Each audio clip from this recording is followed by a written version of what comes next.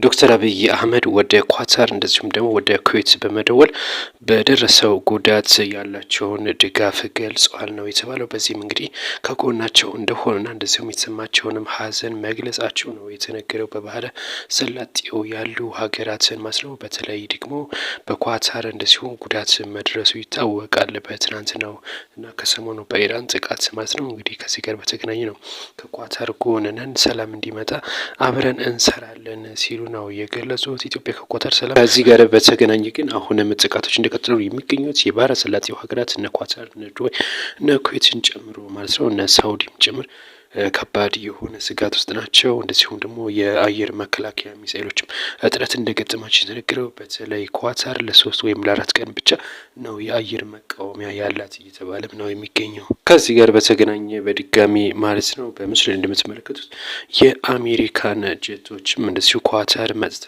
መጣሏም ነው የተነገረው።